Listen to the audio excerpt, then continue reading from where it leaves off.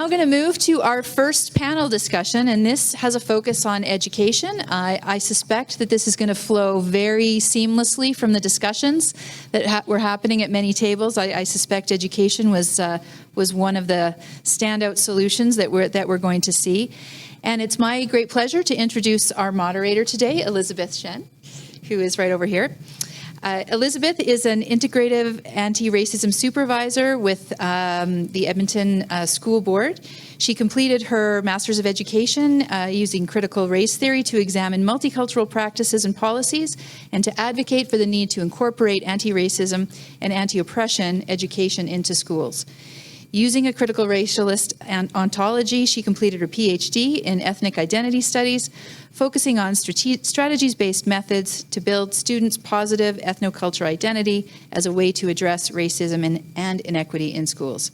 She was a principal for 13 years and another 15 spent in classrooms, and where she now uses her education and lived experience as a Chinese Canadian to turn theory and practice and provide differentiated and pragmatic experiences to bring anti-racism into the classroom. So obviously, with everything we hear going on in our province right now and discussions about how anti-racism is being attempted to be rejected as something that should be taught in schools, perhaps being debated as we speak. This is a very, very timely discussion. So I'm very excited to hear from all of our panelists and from Elizabeth. So I will turn it over to you.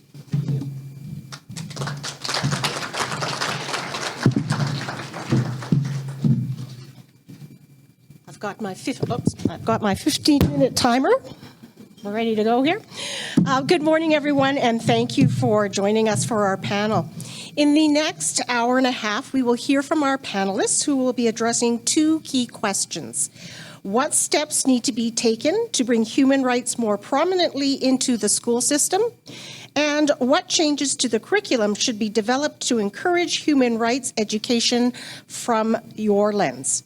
Each panelist will have 15 minutes to respond to these two questions from the perspective of their area of professional expertise. This will be followed by a presentation by staff from the Canadian Museum for Human Rights, which will provide information on the approach the museum takes with human rights education and the different programs they have for the different age groups in schools. The presentation will also provide information on the museum's experience in obtaining teacher support for the programs and challenges of getting into schools. Lastly, time permitting, there will be an opportunity for you, the members of the audience, to ask questions of our panelists. So without any further ado, I would like to introduce our first panelist, Dr. Sonia Aujla-Bhullar. Did I pronounce that correctly? Okay, good. Sonia is a Canadian woman scholar, researcher, and educator residing in Calgary, Alberta. She holds a BA in International Development Studies, Master's in Educational Contexts, and a PhD in Curriculum and Learning. As a public school teacher and published author, Sonia has studied and researched the unique aspects and challenges of inclusion and diversity diversity within Canada through understandings of post-colonial and critical race theory in education. Her past and present work focuses on anti-racism as an institutional practice and applications of diversity, inclusion, and equity between schools and racialized communities. As an advocate with the community spaces, she is a board member to the World Sikh Organization, a co-chair to the City of Calgary's Anti-Racism Action Committee. Her passion and commitment to the work of inclusion and anti-racism is rooted in the desire to enhance our means to realizing a true equitable society that benefits future generations, including her 3 own young children. Please, a warm welcome for Dr. Sonia Aujla-Bhullar.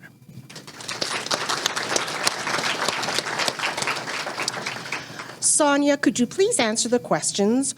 what steps need to be taken to bring human rights more prominently into the school system, and what changes in the curriculum should be developed to encourage human rights education based on your experience in regards to curriculum and your background in applications of diversity, inclusion, and equity between schools and racialized communities.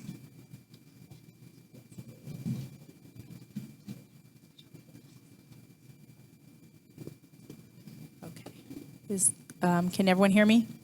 I'll project loud as possible. Okay. Thank you for that introduction, Elizabeth. I'm just gonna... There, now I can speak more clearly to everyone. So the questions there, I've had a lot of time to think about, and as I prepared for this panel presentation and gathered my thoughts around this, I was drawn to what specifically my life has looked like for the past 2 months as I returned to the classroom and working with students who are new to Canada, so both immigrant and refugee students, but also those who have called this place on Treaty 7 territory their home for their entire lives or their families going back generations. And what it came back to for me, and this is in all of my research and experiences, was the concept of home. And so the last 2 months, especially for the month of September, we worked a lot on truth and reconciliation within students and with my colleagues, my partner teachers and whatnot. And so I'd like to share a little bit of a story with you first to contextualize home as I go into the need and importance of human rights. So 2020, we all know COVID-19 changed everything for a lot of people and in a lot of different ways. And for myself, home was a concept that I recovered from my own history in the land of my family in Punjab, India. I'm born here, but my ancestry and family is from the northern region of India. As the world went into lockdowns, there was a story of my ancestral village in Punjab, where the lockdown had resulted in the clearing of pollution and smog that had not occurred in the 50-plus years in living memory of anyone in my family, including my own 2 dear grandmothers who are still with me today.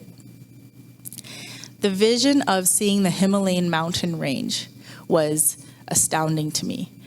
I turned to my grandmothers, my father, everyone in my family, and I said, really, you can see that from our Bend? Bend is village in Punjabi.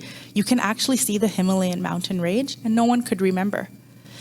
And being here in this land, I looked to the west, and I could see the mountains. And seeing those mountains, for me, evoked such a strong emotion of, even though I have not had the honor of being brought up there and living there, my roots are now tied here to this place where I call home. And I have to thank Grandmother Spence for what she shared years ago in a class that she came and spoke to my university students at the time around diversity and inclusion. And Grandmother Spence, you said something that was profound to all of us that day. And in all the travels that you did, most of the times when you would fly back home and look out the plane window, a sadness would come over you because it did not feel like home, returning to Canada, returning to this land. And so for that, it has resulted in my own understanding of not just the immigration story that many of us hold, but where do we find home? Where do we find that sense of belonging? And schools themselves are supposed to be places of home, or how we imagine home to be: belonging, acceptance, most importantly, safety. So I look for home in the stories, I look for home in how I teach, I look for home in how we can connect with one another and how we build relationships with each other, even with all of our differences in our lived experiences. So the mountains now here, the Rocky Mountains, hold this space where I want to reimagine home in a time of truth and reconciliation, especially for the generations growing up today and the ones that are yet to come. So if we're to understand human rights in its entirety as a place of home, it's really where human dignity is born, where it is cultivated, where it is created and held together for safety, for people to feel safe. And so Human rights, in the question that you asked, Elizabeth, what steps need to be taken to bring human rights more prominently into the school system?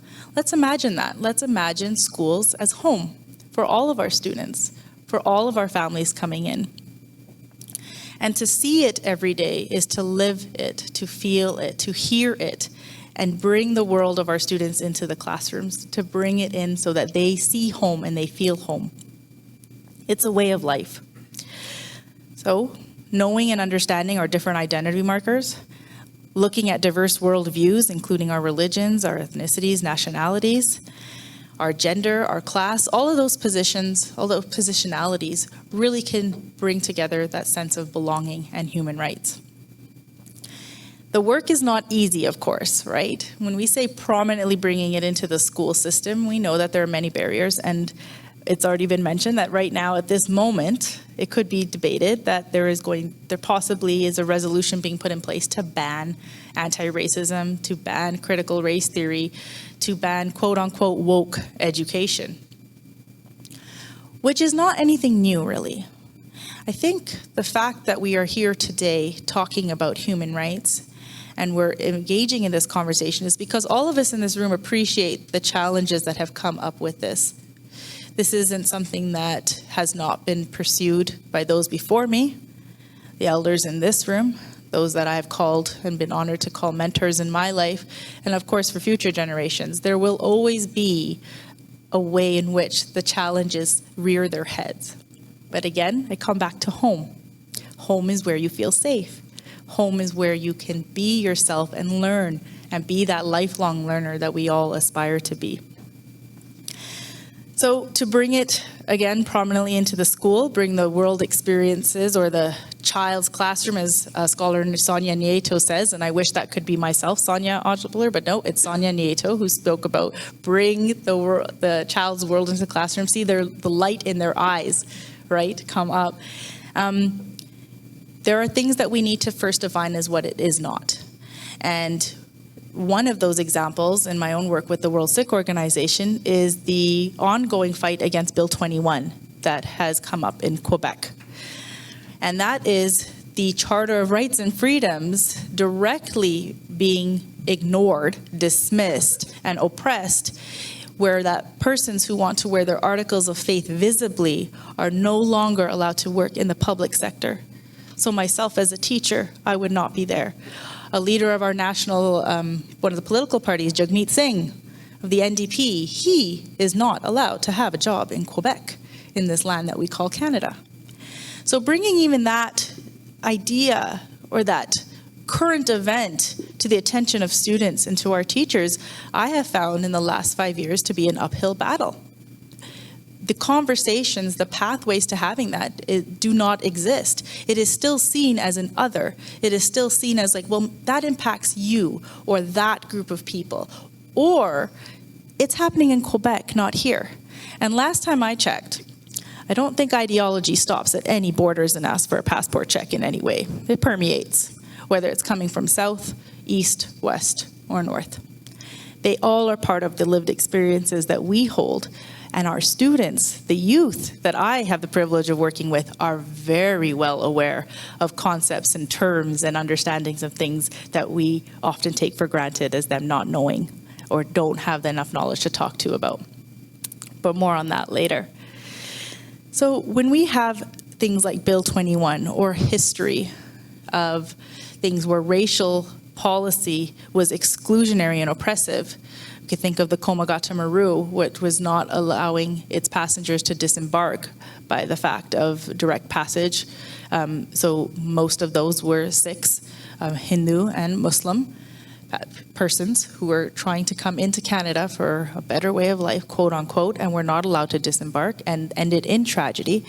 We see that human rights has always been part of our landscape, but it is often talked to and spoken to in terms of its exclusion, not the inclusion, because unfortunately there has not been enough examples or enough ways of knowing that when it has been inclusive.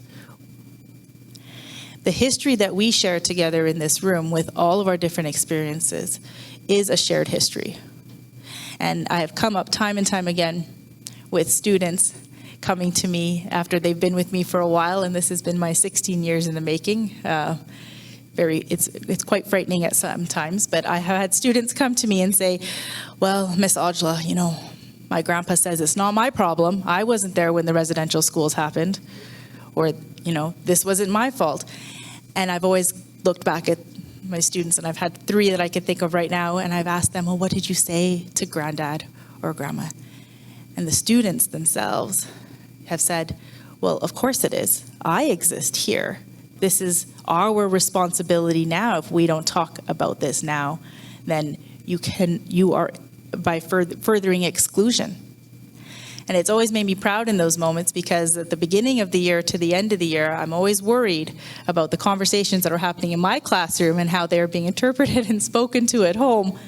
But I don't have to worry, because the youth and the students that I have had the privilege to work with are able to take critical thinking, able to take the history that they hear and make connections to it that are meaningful. They're able to find home in history because they share it. They carry it not as a burden, but as a way to make the world a better place.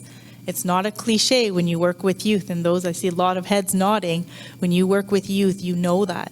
They carry this in the most beautiful way, because there are infinite possibilities, and their imagination can take you to places that we have not yet imagined. So we know what it is not. We know what it can be. And so what changes brings me to the second question. What changes to the curriculum should be developed to encourage human rights education for your lens? I want to bring focus into the word curriculum, because curriculum equals power. It has a force beyond reckoning that I have seen in my work that is both visible. So we have our official curriculum that comes from our Ministry of Education across the provinces. We also have a hidden curriculum. And that hidden curriculum is being made more and more visible by the teachers, by the administrators, and by those who are committed to truth and reconciliation and inheriting a shared history of where we need to go forward with. We know that curriculum has been ethnocentric. That is a fact. It's not up for debate. And I don't think anyone in this room would, but I have come up across that in many conversations. But with that power comes great responsibility. I know where I got that from.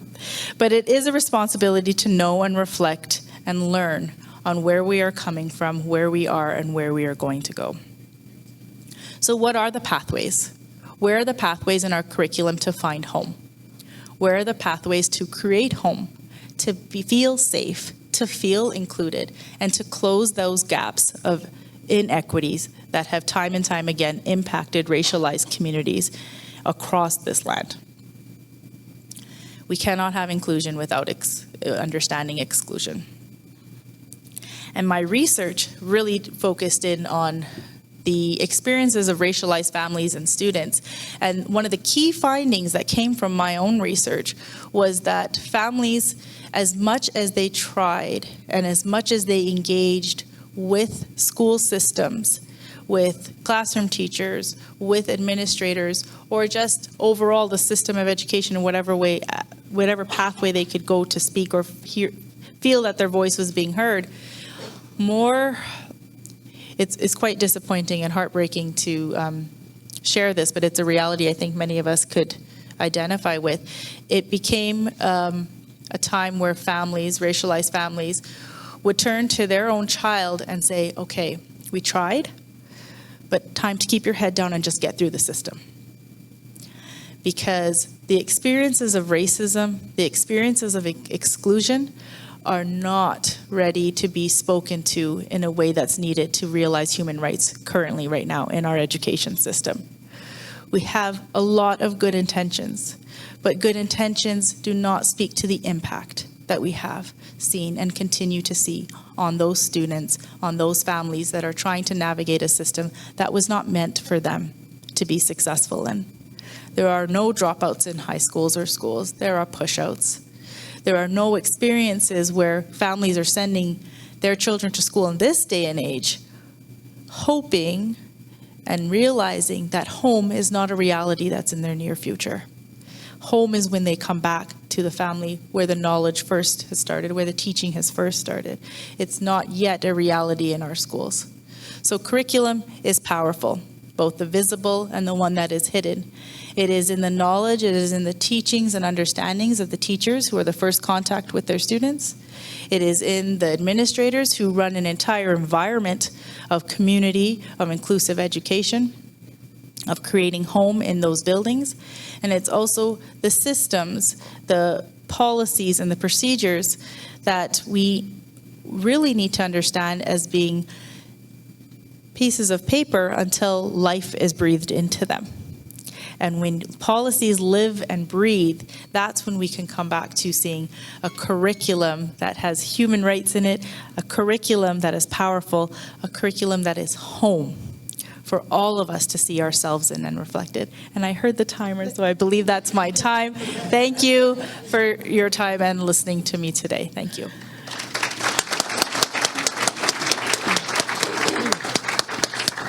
Thank you so much, Sonia. The idea of, thank you. The idea of in exclusion certainly brings an urgency to the work. So I appreciate that frame, that lens. Our next panelist is Mr. John Fischer. We're not sitting in order. No. John is Neiya and a member of the Kawasis First Nations. He is the director of the Iniskim Center at Mount Royal University, where he serves on the President's EDI Advisory Committee and as an MRU Ashoka Change Leader, as well as on the Ashoka Canada Indigenous Advisory. Now retired from the Calgary Board of Education, his roles include high school science teacher and school administrator. He was a program teacher in multicultural education, principal of Plains Indian Cultural Survival School, and Forest Lawn High School. John has volunteered with the Indigenous Gatherings Place for several years and has been co-chair of the Indigenous Gathering Place Society of Calgary since 2017. He sits on the advisory committee of Dignity Forum to support human rights education at the systemic and grassroots level. He has sat on the Turtle Island Institute Steering Committee and was a founding director of the Connections Education Society. Mr. Fischer is chair of the board of the Calgary Foundation and chairs the Impact Investment Committee. Please help me in welcoming Mr. John Fischer. Thank you. Just as a way of testing the microphone, I'll just say that that's just another way to say that I'm really old. I'd like to thank Elder Grandmother Doreen Spence for opening today and for laying the groundwork for what I want to talk about in terms of education. John Fischer, Nitsiga-san, Oke, Tansei, Natanago Mogoyapi. My spiritual name is Sacred Wolf, gifted to me by Elder Mixticum. I want to begin by saying that I'm going to be talking about this from a systemic point of view. So it's not that I have lost touch with the classroom. So much of my life has been there.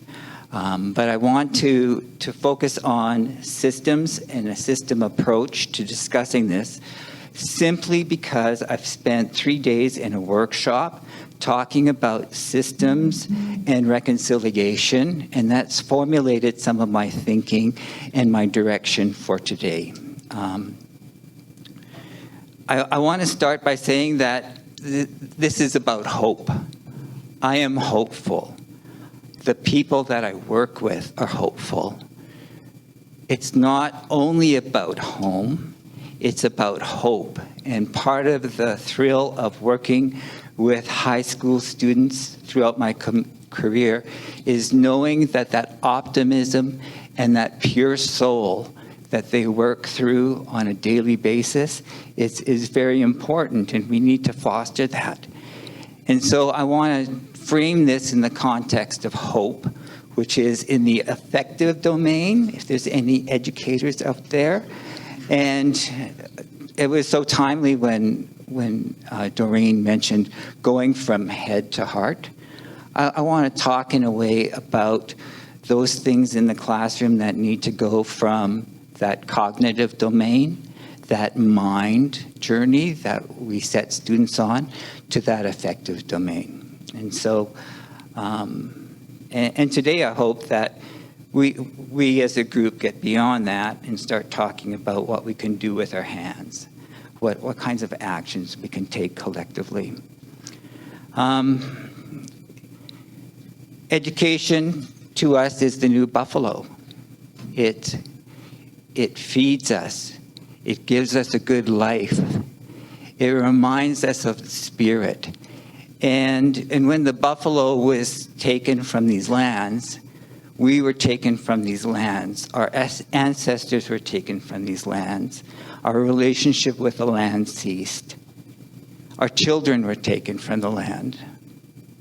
And so education is the new buffalo, is describing education as something very, very important. It's not only about living a good life, it's about remembering a good life and moving forward.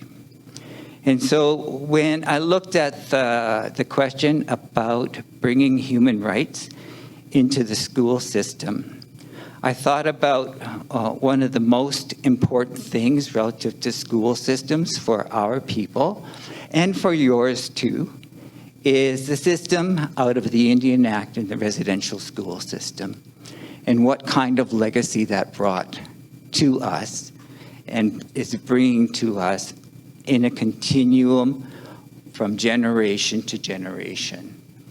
And so many people, giants in this room, have worked towards building a respect so that we can live good lives together through a treaty relationship, through a mutual respect where we can be together, progress together, live good lives together, have children together, and be together and celebrate together and be happy together.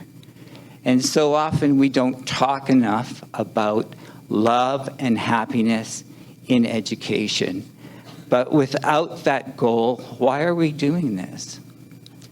I wanted to talk about the Truth and Reconciliation Commission in a different light today.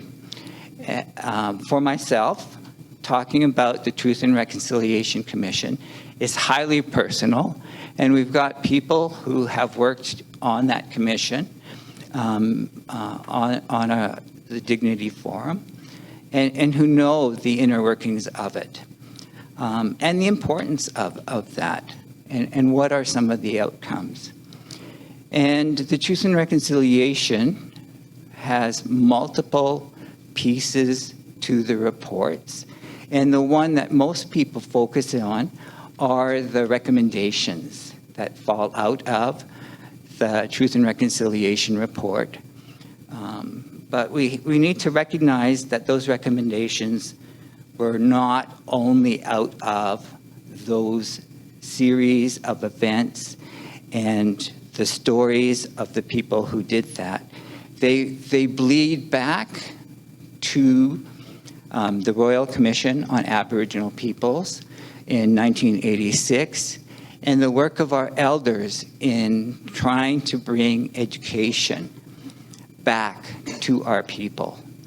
And so it's very important to me that we recognize the United Nations Declaration on the Rights of Indigenous People, because that has been described as the framework for the Truth and Reconciliation objective, which is reconciliation.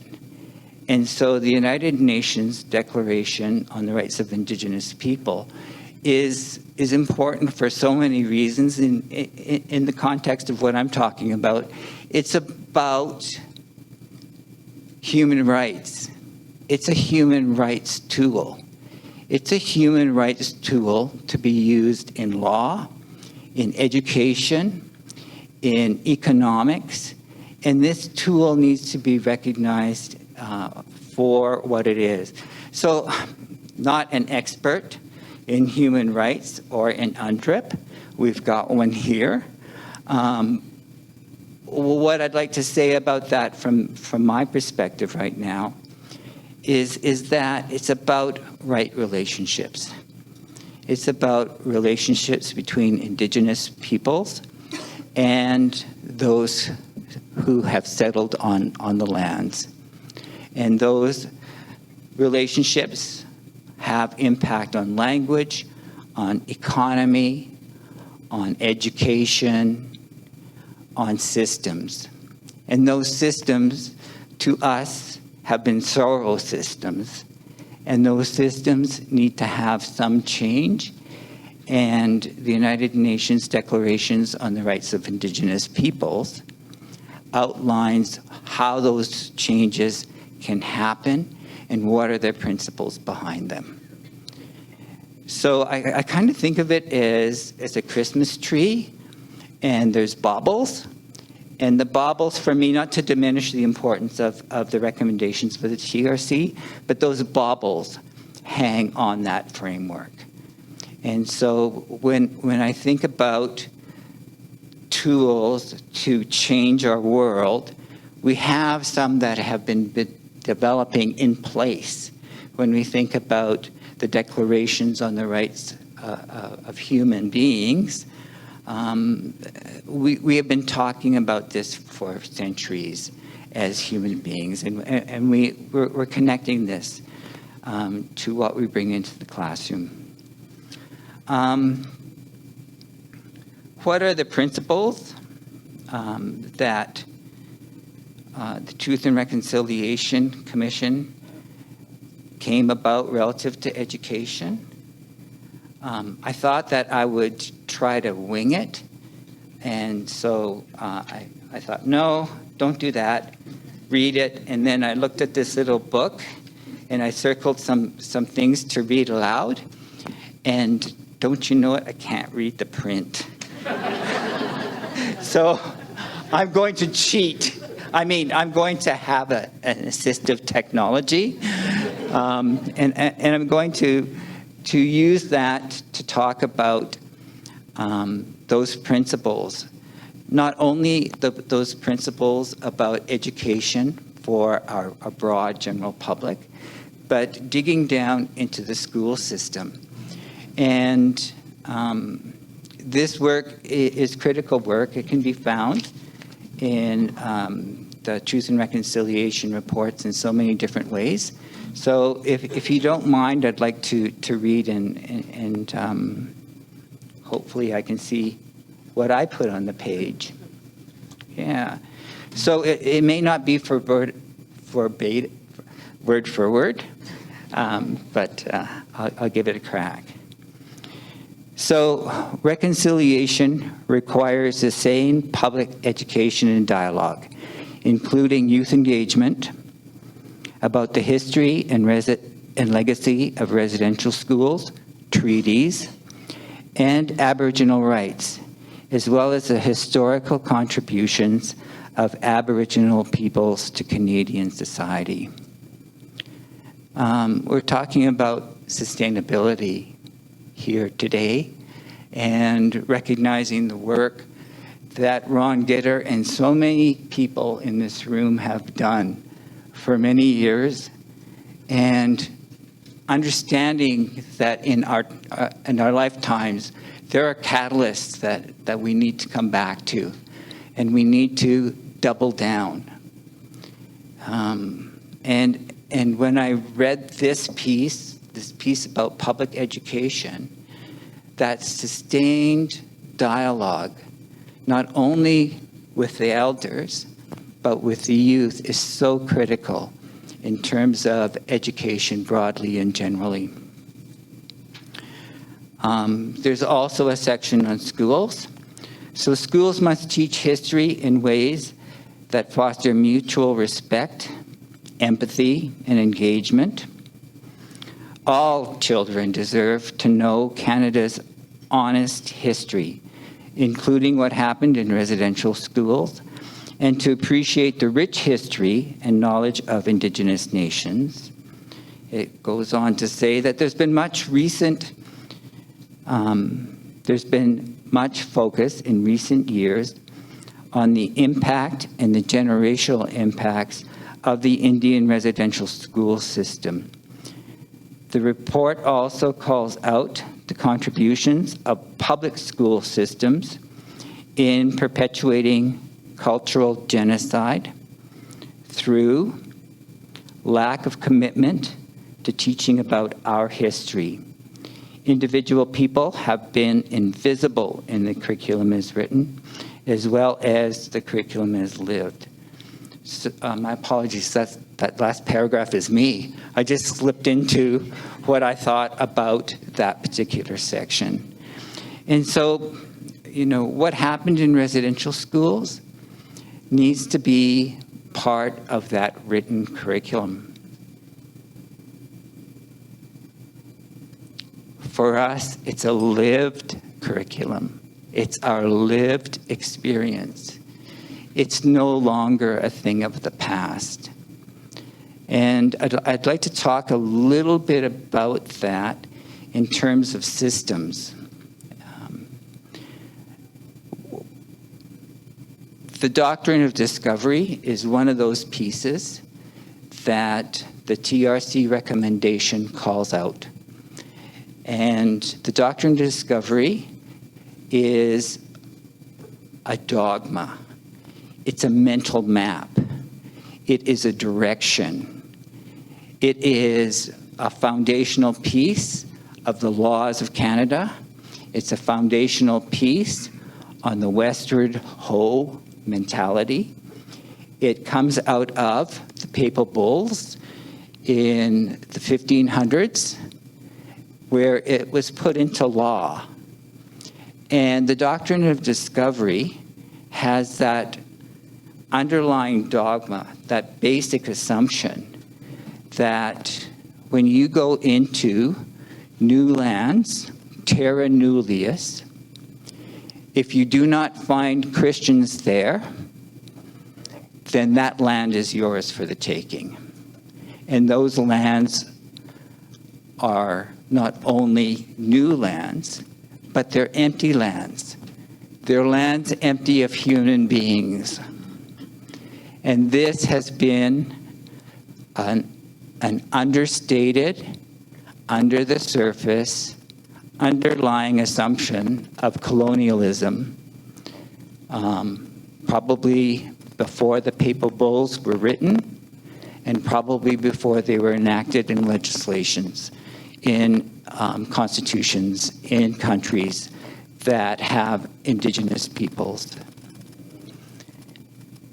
My concern about not teaching residential schools is, for me, a little bit deeper, and that depth is about that affective domain. If we don't recognize this underlying principle that we hold dearly as a society, then my concern is that we're not going to be able to move ahead. So somebody's signaling.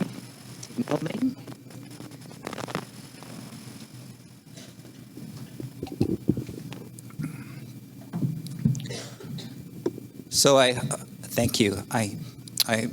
I'll just kind of run that by again, just so that it's captured. My concern about that underlying principle, that if it's not addressed in schools, the facts, that's the cognitive element, can be taught in schools. It can be written in the curriculum. But the underlying principles, the affective domains, may not be there. And what can that do for us as we move ahead? If it's not, if we do not consider that, well, when we think about the closing of the residential schools, things came in to replace that. The 60s scoop, the foster care system took over. Why did that take over? Indigenous peoples were not thought to be able to care for their children. So they were taken away by a patriarchy who could. It's no difference. The underlying principle is the same. They're not human. They're not our equals. We need to take care of them.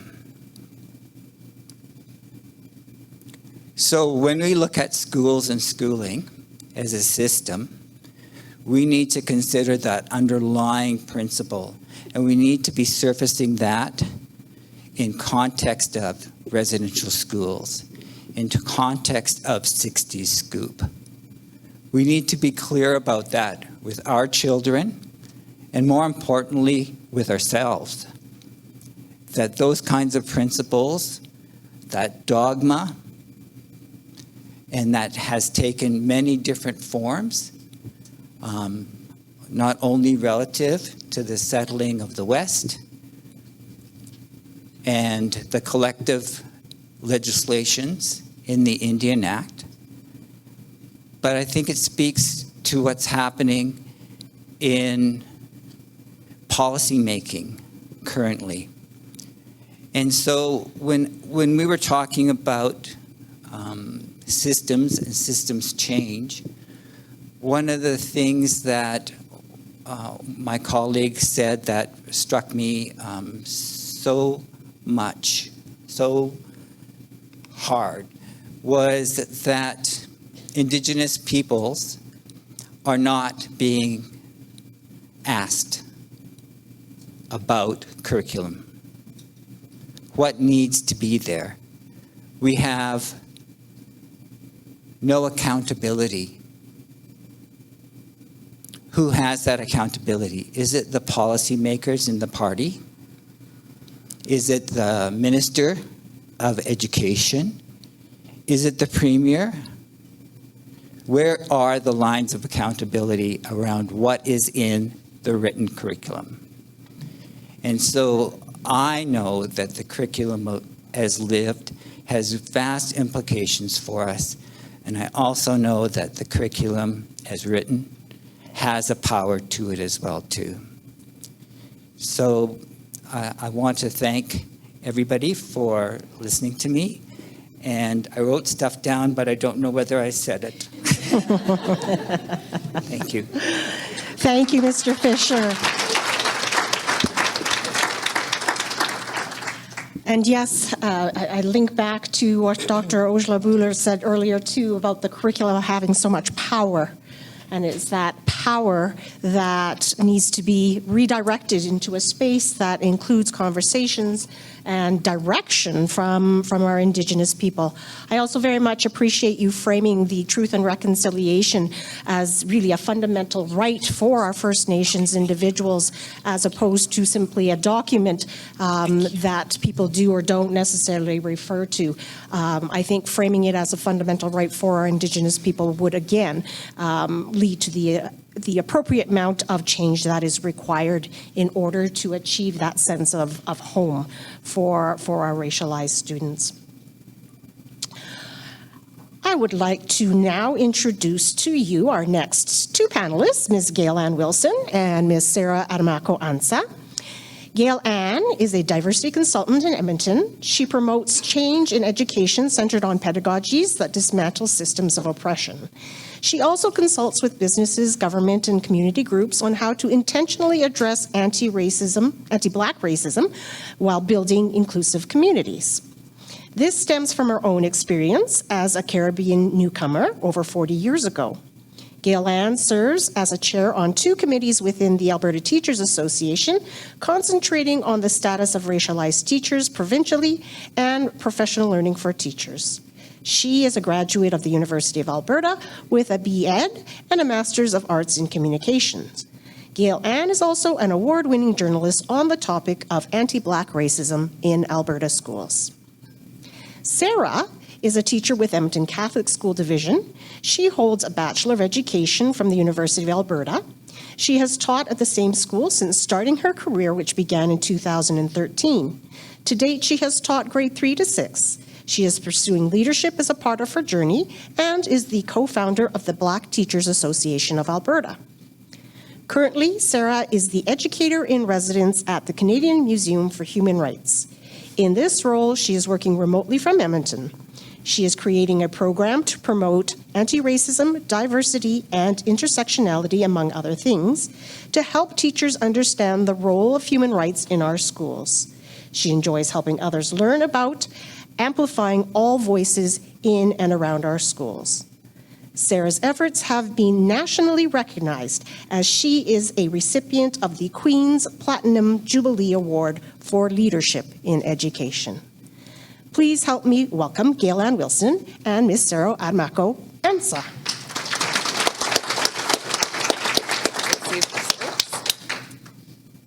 Perfect. Thank you so much.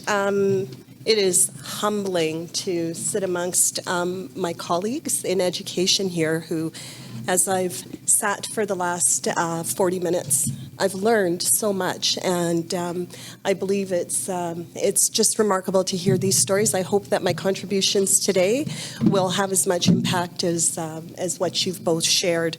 I've put together a very short presentation, mostly to keep myself on track. I hope that works okay, and it'll support a little bit of what Sarah and I have to share. This first slide that I put up is just addressing human rights in education, Article 26.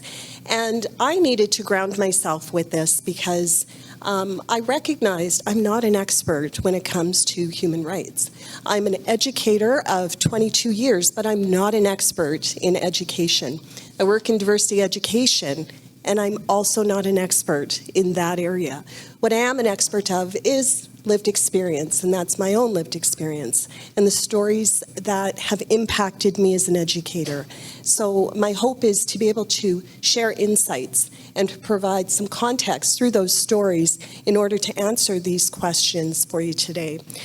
One of the things that I wanted to start with, though, and I really wanted to point out, is how exceptional it is to be sitting with my colleague Sarah.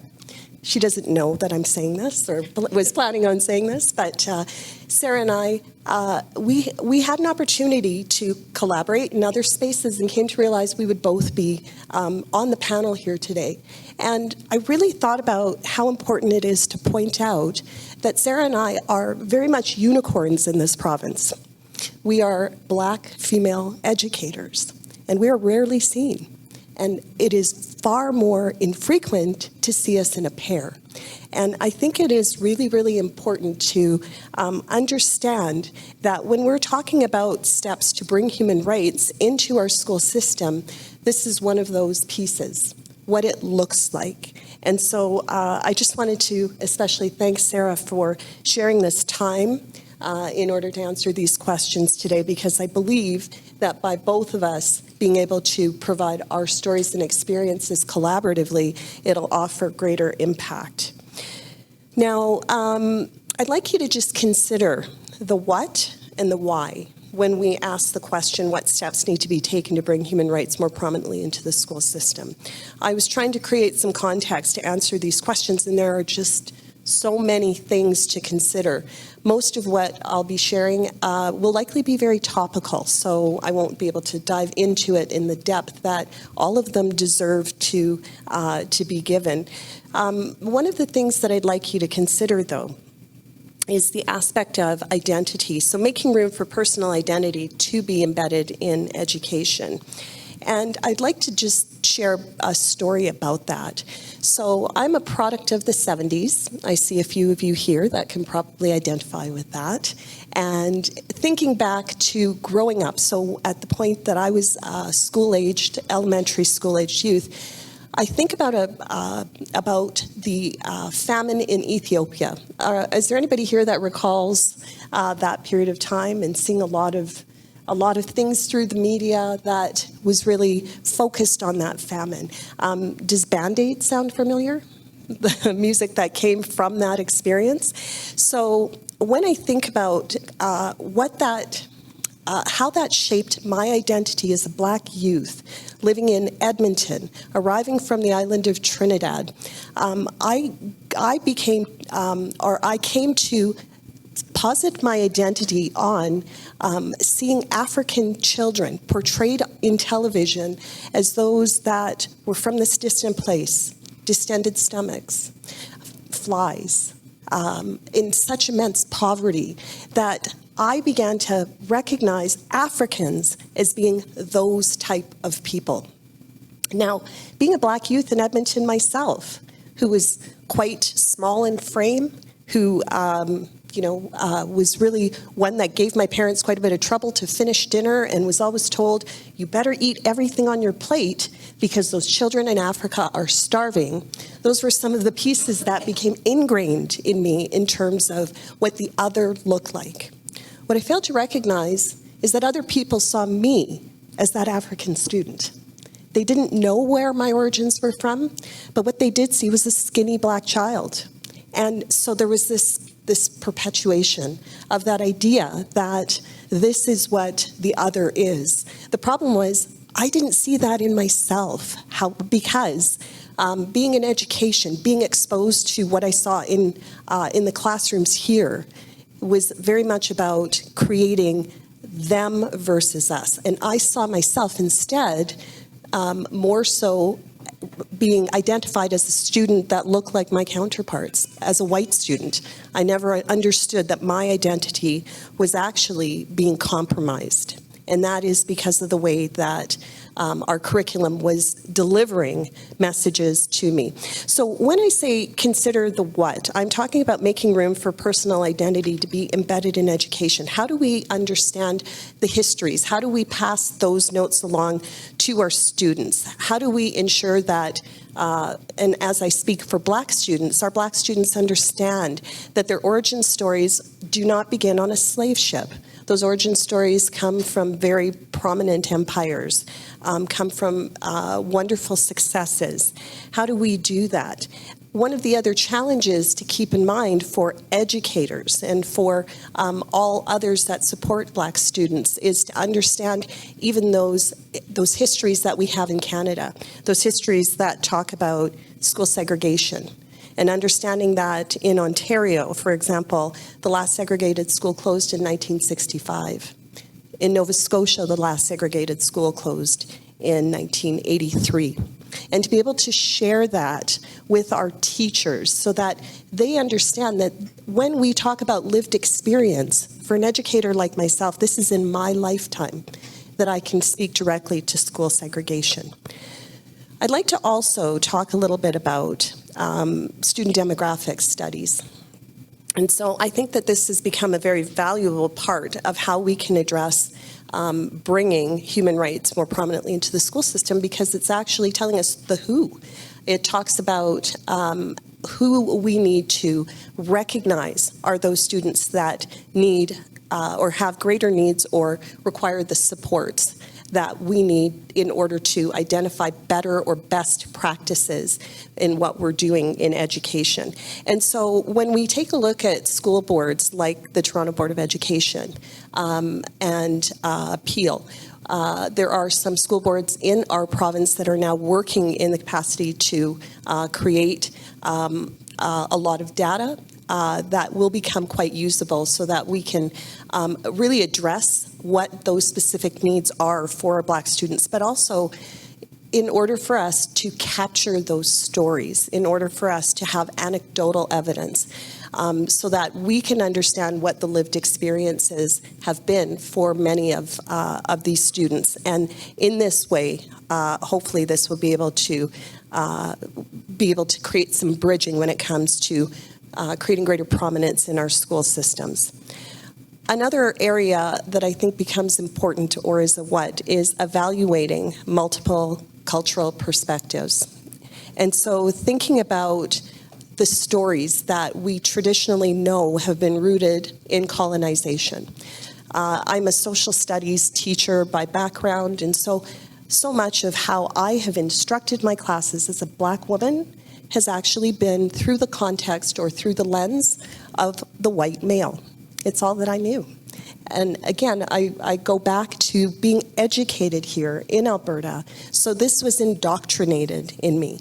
And so over time, I was able to actually create some separation in terms of understanding how my lived experience can actually be offered to create those diverse perspectives, or to create a much more broad scope of understanding for students. So I think it becomes extremely important for us to be able to create some opportunities for reflection on multiple perspectives. Another area is what I had mentioned, which is representation. How we can in fact create better human rights opportunities is to ensure that our students see themselves in their educational leaders. And we have such a tremendous absence of this in all levels of education. We have an absence of this in all levels of government, in media. So it is really important for us to consider what those hiring practices look like. But even further to that, how we actually create opportunities for leadership to emerge, and not just presence. I'd also like to speak to the assurance of a safe environment for Black students. And so this can actually create some challenges, because what does safety mean? It's not always the physical aspect, but how do we ensure that a student or a child feels safe enough to come to school, that they feel that the education is a reflection of themselves? So this, in this regard, it speaks to teaching and fulfilling human rights for all students. And I'll say it again, not just teaching, but fulfilling human rights, ensuring that all students have that opportunity to learn as equally as their counterparts. And so this includes addressing disproportionately higher rates of discipline and policing of Black students. I'd like to just share, let's see, the slide right here. These are some stories. They are hyperlinked. It's not much use to what we're doing here, but these are some headlines, and there's so many of them to pull from. But many of these stories that I collated here are all about experiences that Black students have had at school. And why I'm sharing it with you is because it is newsworthy. Think about what it takes to actually make the news. And these stories here really speak about what becomes a struggle for a Black student to actually leave their home and go to school and have these experiences that actually are pulling them away from the focus of being at school, which is education. So I just wanted to highlight that. And this is just such a small sample of what we can see, or what you would be able to find if you were to go online and take a look at that. Now, I'm going to pop back, and I'm going to just provide some time for Sarah to just talk about that first question, and then we'll jump into the second one. Thanks, Sarah. So when I'm thinking about representation specifically, that's become something that's been very important to me as an educator.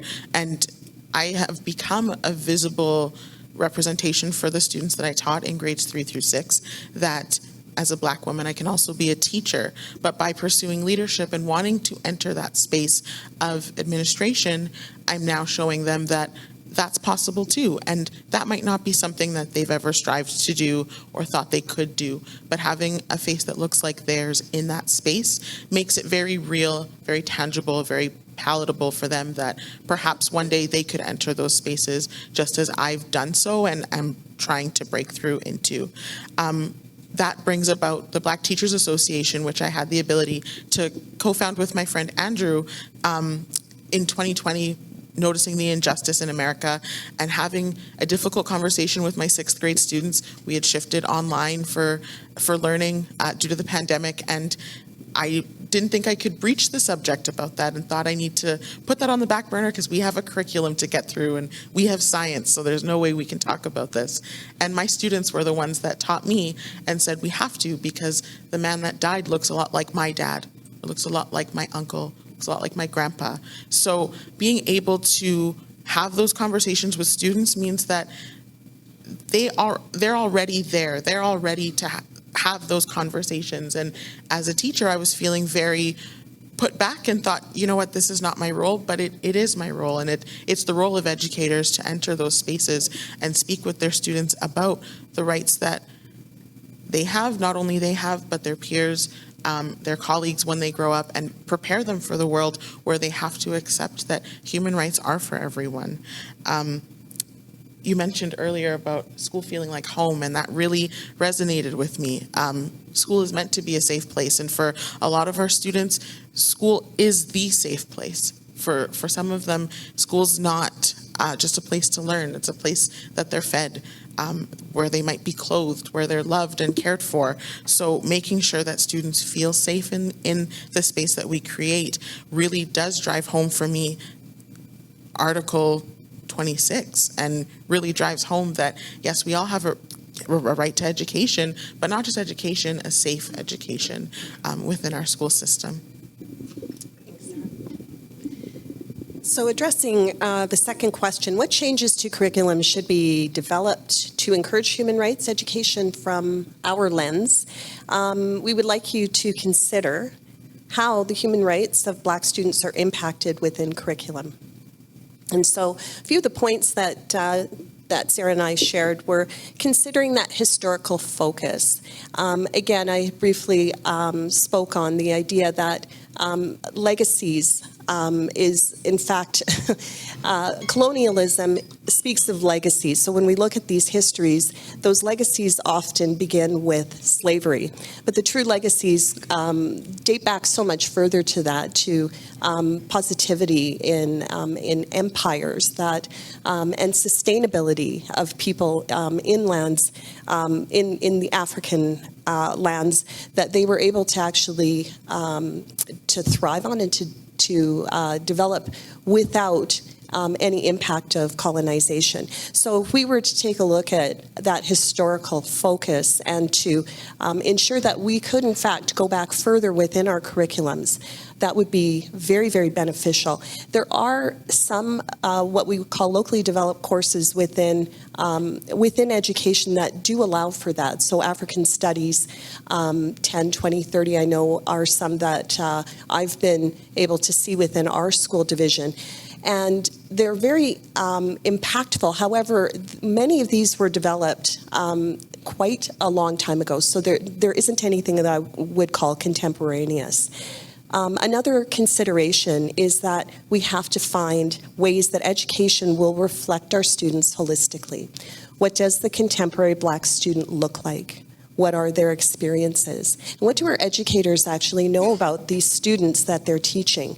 What was notable to me statistically was the rate in which we are seeing the immigration of Black folks into the Western prairies. The numbers that I recall coming from Statistics Canada include a 419% increase in Black newcomers to the Prairie provinces, with 339% of those arriving in Alberta. And so, let me rephrase that, a 339% increase in Alberta. And so it really shaped, for me, how I took a look at my engagement with curriculum and my engagement with students, because ultimately it told me who my learners were and why it became very important to be able to speak to how I delivered that curriculum. A few things to also consider are those pedagogical approaches as educators. How are we delivering this content? And so some questions that I've just posed: does the material actually represent my Black students? Does the material affirm those Black student identities? And is the curriculum being taught through an anti-racism or culturally responsive lens? As an educator, am I engaging in practices to create assurance that I know my students? Do I ask questions about their origins? Do I pronounce their names properly? Do I westernize their names in order to create ease for me as an educator? These are some really big challenges that we need to deconstruct in education. We need to decenter the teacher and then center our students instead. The last that I wanted to talk about briefly in terms of changes to curriculum centers on the N-word. And this is something that I write about and I feel very passionately about. So I very much appreciate your indulgence as I share some thoughts on that. In my own practice, I've been asked so commonly, why can't I use the N-word? It appears in literature that I'm reading to my students. And I find it very challenging. As an educator, when I was teaching social studies, I actually used materials that did in fact have the N-word in it. And I didn't see a problem because I myself believed, well, I can actually create the context and I can create the assurance of safety for all of my students. When I moved out of that frame of thinking, I started to realize how much harm and hurt I had actually brought to my students whenever that word was used in an academic setting. The word is not safe. And as a matter of fact, one of the things that I challenged was the word, the fact that it's called the N-word. Words are negotiable. And so when people are asking about that, the use of that word, they'll negotiate why they should actually be able to use it. And so I shifted my own thinking, and I've shifted the way that I deliver this message now to say, I no longer use the N-word. I actually refer to it as the 6 letters. Those 6 letters actually refer to a human condition. And it isn't as simplified as can be found in a word. It is a human condition that talks about mass murder, genocide, rape, degradation, human capital, human trafficking.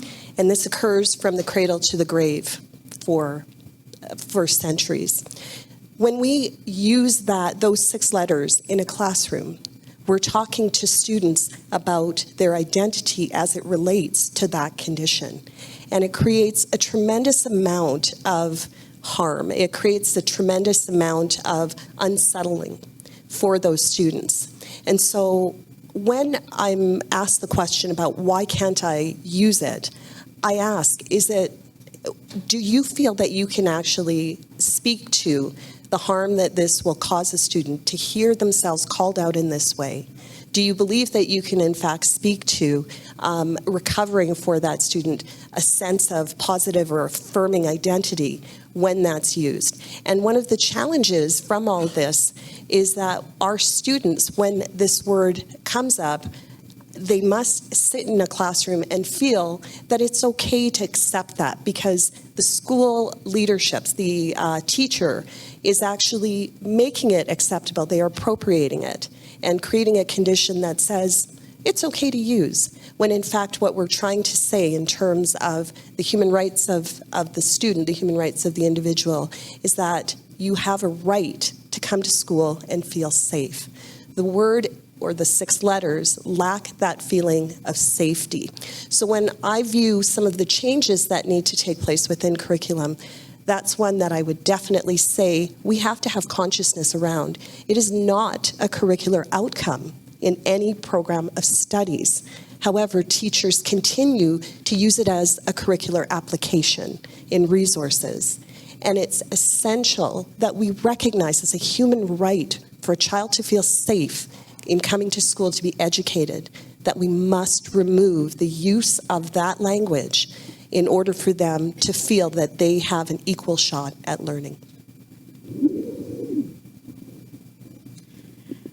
I guess I will wrap up by saying that the curriculum as it is currently in this province is incredibly outdated. I graduated in 2007, and a lot of what I learned was what my teachers had learned. There has been a shift, I suppose you could call it, in creating new material for curriculum. I don't think it's enough, though. I do believe that there needs to be even more change to what's been proposed, and it needs to come from the people in the classroom, the people who have the lived experience, not only culturally, but in the classroom, to understand that and help others understand that what our students are learning is no longer reflecting them. It doesn't resonate, and it's not currently what they need to be successful in this world. So how are we going to shift our thinking as educators to create a curriculum that reflects all of our students? One of those things is scrapping the outdated stuff and encouraging other professionals to utilize what's out there that's current, that students can resonate with, and that students can be reflected in. On behalf of Gail and myself, thank you so much for your time this morning.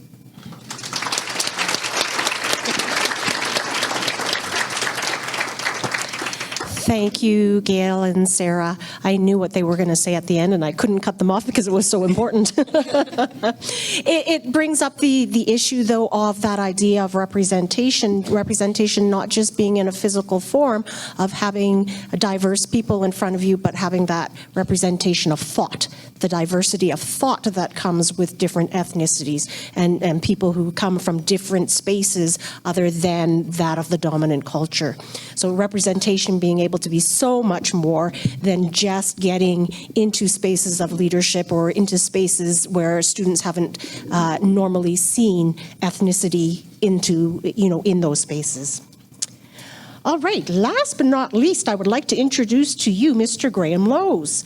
Graham is the Manager of Education and Program Development at the Canadian Museum for Human Rights.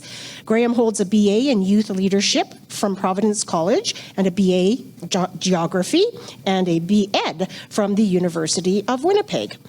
Graham has been leading, mentoring, and teaching youth since he was a youth himself. A former teacher, Graham began his work with the CMHR as the educator in residence in 2017.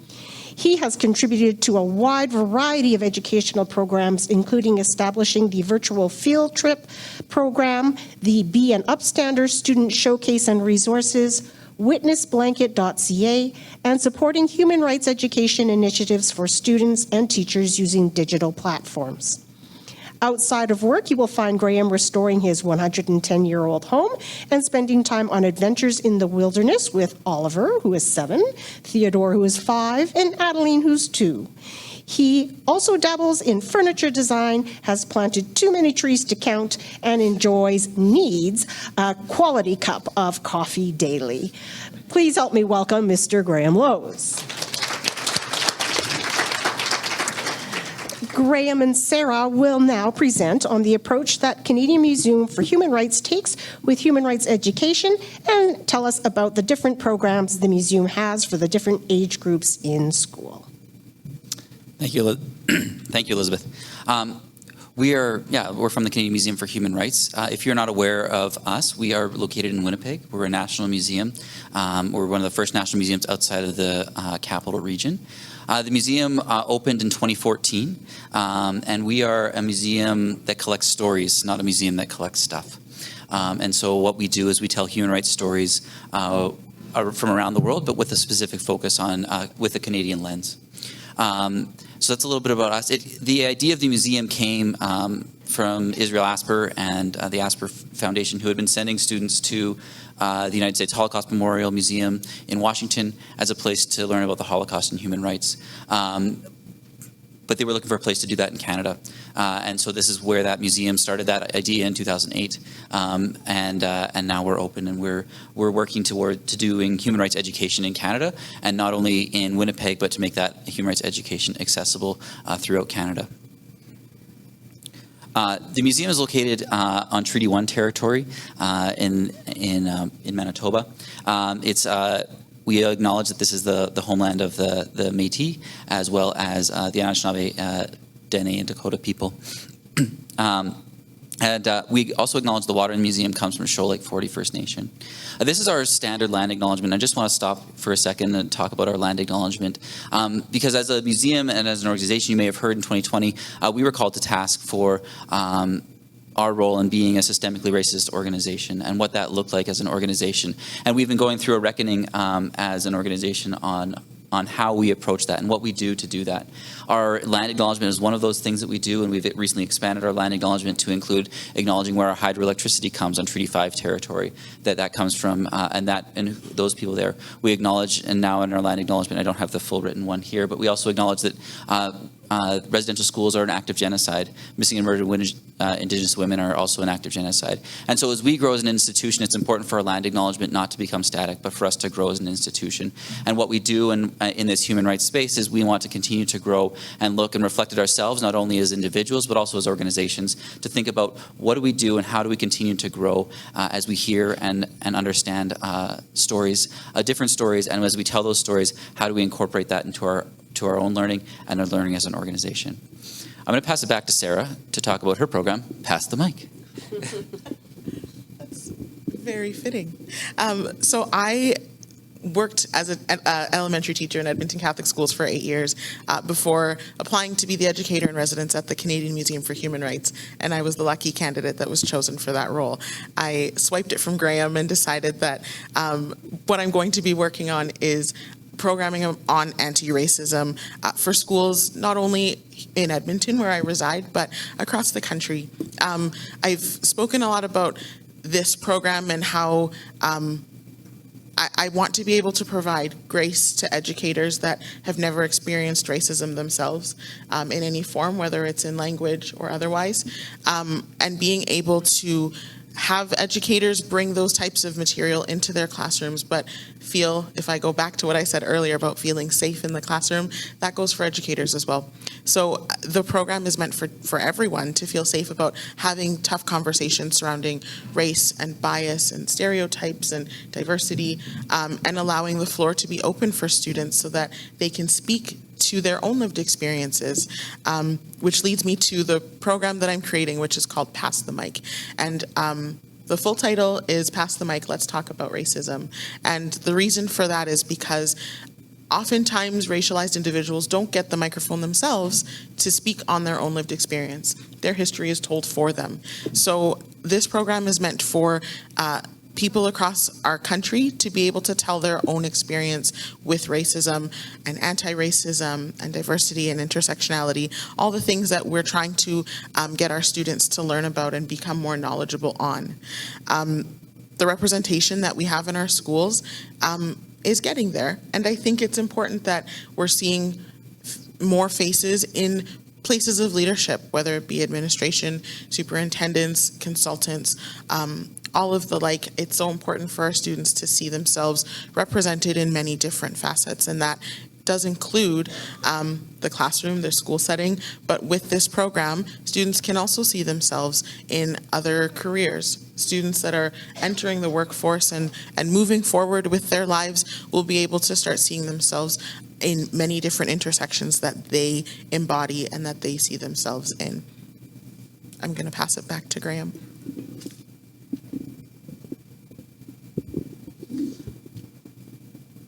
So when we talk about telling stories, that's what we do at the museum. And I'm on the wrong slide here. The other way that we're doing that is through things like the witness blanket.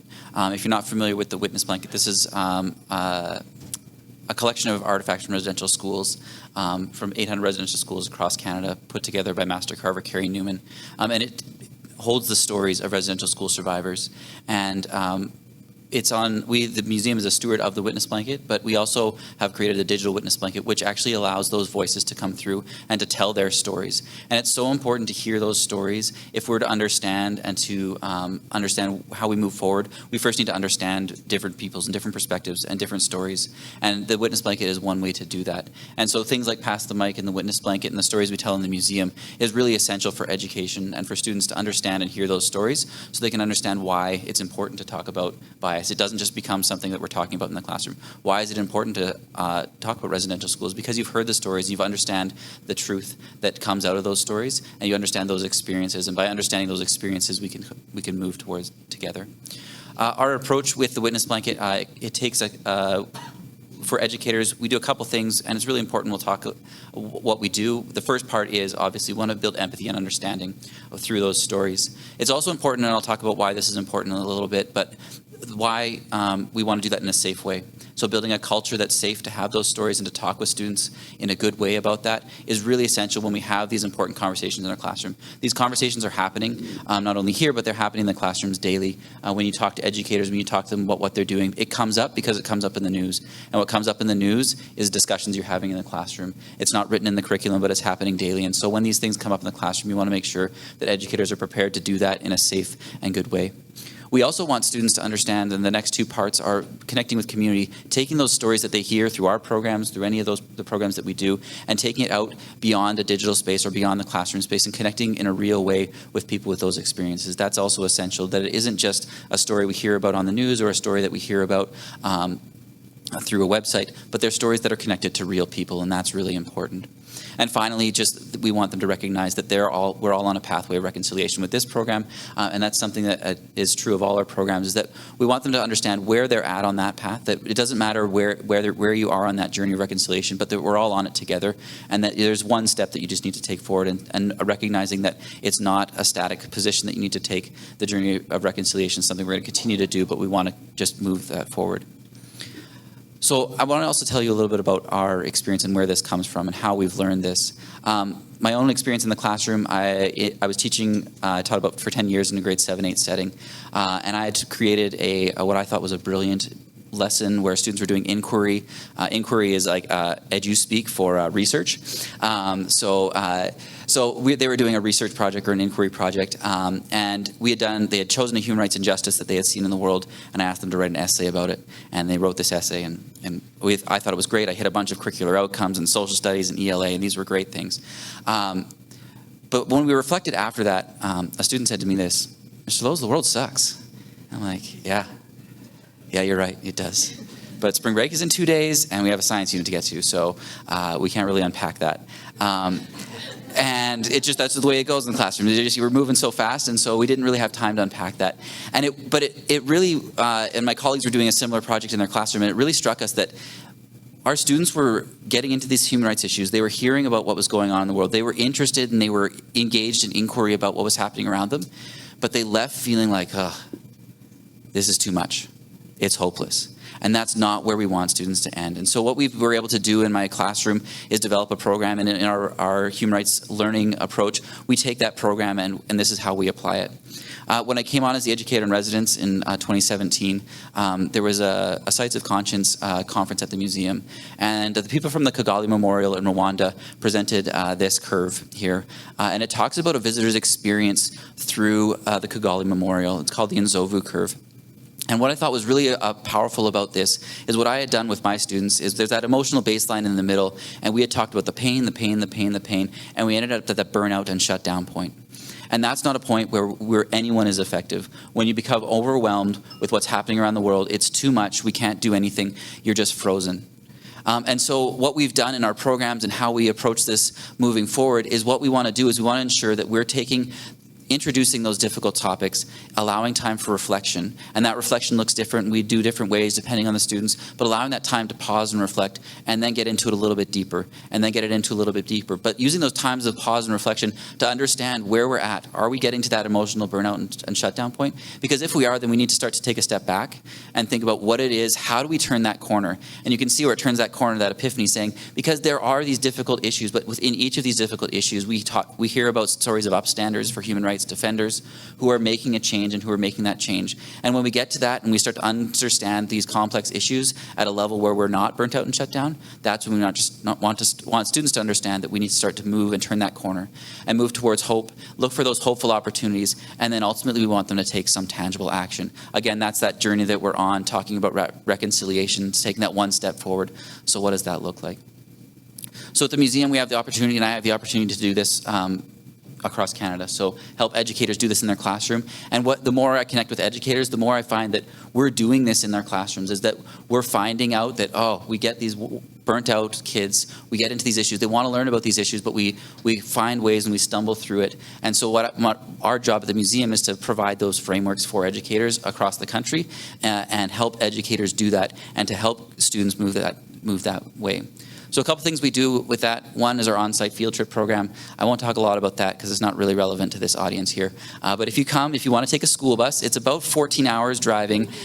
So if you want to jump on a school bus with a bunch of kids, we're more than welcome. You can come for 2 hours and then drive back. But I wouldn't recommend it. Having been in the classroom, it's not 45 minutes is a max on a school bus. But what we do, the other thing that is really amazing is our virtual field trip program. So this is what I came on in 2017 to do. Our virtual field trip program engages students in these same learning, these same lessons in a 45-minute experience. We came here to the Calgary City Teachers Conference in February 2020 and presented this virtual field trip program. Half of the presentation was explaining what Zoom was. So it was, what it is our guides walk through our galleries, they talk about these stories. We have programs for students from K to 4, and they use that same sort of curve to just introduce some human rights concepts to students that teachers can then use as a foundation to move forward and engage in those discussions in their classroom. Since 2020, when we first presented at the Calgary City Teachers Conference, you'll be happy to know that we have 20,000 students nationally who visit our program virtually. In 2020, 5,000 of those students were from Calgary. Last year it was 8,000 students from Calgary. Our interpreters will joke that we're on Calgary time mostly on our virtual field trip programs. And Calgary educators are using our virtual field trip program and are using it in a big way. And so the themes that we explore from kindergarten, we talk about some foundational ideas of human rights, what it means to be happy, healthy, and safe.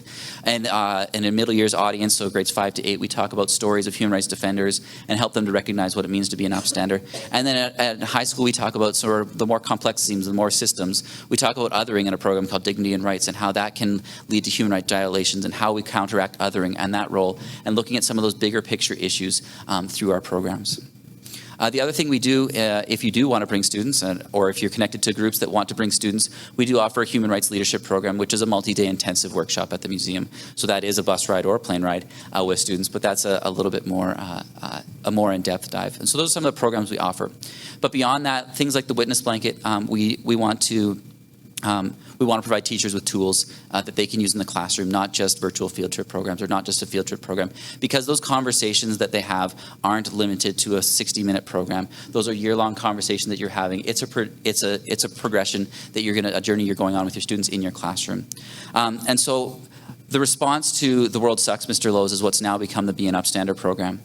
So we define an upstander as a person who recognizes injustice, knows their personal strengths, and then uses those strengths to create change. And that's where we start with our middle year students, so grades 5 to 8 students. We want them to hear the stories of upstanders and understand what does that mean for them, how do they become upstanders. So I had the opportunity to take what I was doing in my classroom and turn it into a really fancy website that's written for that audience that takes students, builds that foundation and understanding this is what a human rights upstander looks like. These are some well-known human rights upstanders, but also you need to look for upstanders because they exist in your own community and identify those upstanders in your community. But ultimately we want them to identify that they're upstanders in their own way in their classroom.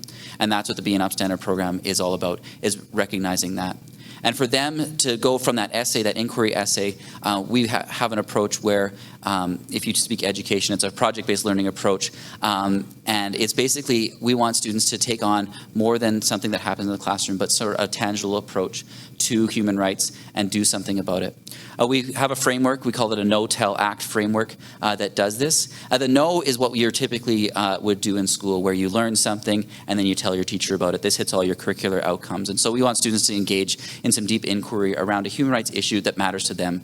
So they get choice in what they want to do. It's not prescribed to them, but pick something that matters to them. I always say something when I talk to kids, I say, pick an issue that you can feel, right? That you feel in your heart, because that's what you're passionate about. And that's where we start with them. Moving from there, am I being timed? Yes. All right, that's it? Oh, sorry, I'll finish. But what that looks like then in the tell is then we want students to recognize that they have strengths and communicate that in a way that makes sense to them. Sarah and I had the opportunity in November to talk to a student who had done a project in their classroom, and he wanted to write a story. He was talking about racial discrimination, and he decided to write a story. And so he did his research and he wrote a story, but he illustrated this story, and then he said, well, I want to put it in a slideshow or put it in a presentation where he had his friends then narrate his story. And so all his friends, through narrating the story, learned about what he was learning about. And then he presented that story. We also encourage students to think about how you're going to engage your audience in your learning to help them understand what you've learned.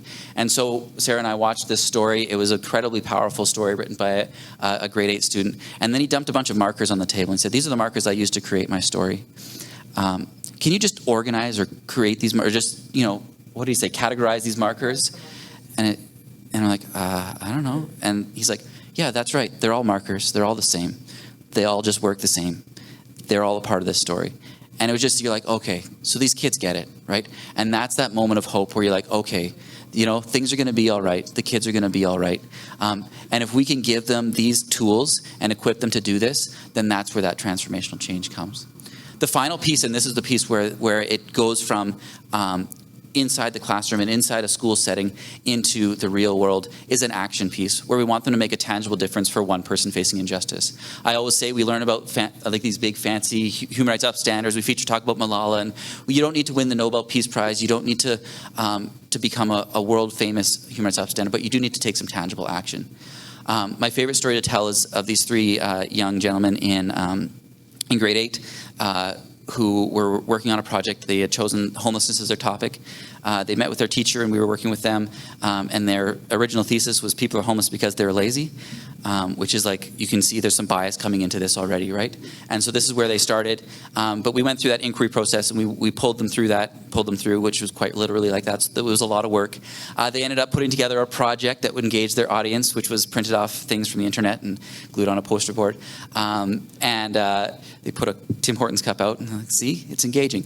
Okay. But then they took some tangible action. Their action was they went to a local homeless shelter. They met some people living who were dealing with poverty and struggling with homelessness.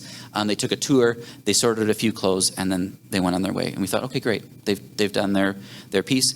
3 or 4 weeks later, the grandmother of one of the students called up Ashley, who we'd been working with, and she said, I just wanted to thank you for what you're teaching in the class. Because we drove past a homeless person today, and my grandson said to me, Grandma, did you know this person isn't homeless because he's lazy? He's homeless because of this, this, this, and this. Right? And so what we had done, and the C grade project that they had done, was great. We hit some academic outcomes. But what happened was, by taking that tangible action, by doing one small thing, that transformed their learning and their understanding, which is a lesson that they take with them beyond that 6-weekly unit that they did in their classroom. And that's really what we want to do with the Be an Upstander program. And that's kind of how we shape our programs, where we want students to take action. The last thing that we do with this is every year we host an Upstander showcase at the museum, where we invite students to come into our space to share their learning with our audiences, and that public audience is huge. When you have people who are beyond your classroom, who are outside of your classroom doing this kind of work, and they can share their work in these spaces. Our dream is to be doing these Upstander showcases across the country so that students, because they can't all come to the museum, I don't want to be on 14-hour bus rides with kids from across the country, but we want to ensure that their voices are being heard, because the kids are all right, and they give us hope, and they understand this, and we want them to have a way where they can promote this. This year we're doing it in Edmonton with Sarah's school division. We're going to do an Upstander showcase there. We'd love to do one in Calgary. We have a big following there. But that's kind of where we're at, and that's where we're moving. And that's how we approach, that sums up our approach to human rights education. So. Thank you. Thank you, John.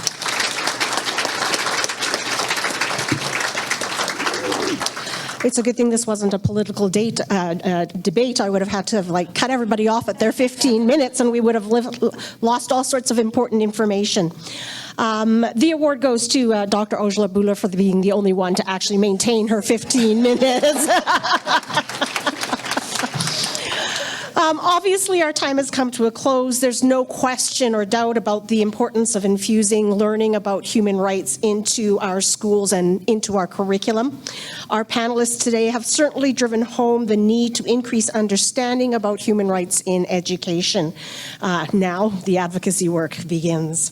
Thank you so much for your participation in our panel today. Good thing we did say, if time permitted, we would allow for some questions. Please help me again in thanking our speakers, Sarah Adomako-Ansah, Dr. Sonia Aujla-Bhullar, John Fischer, Graham Lowes, and Gail-Ann Wilson.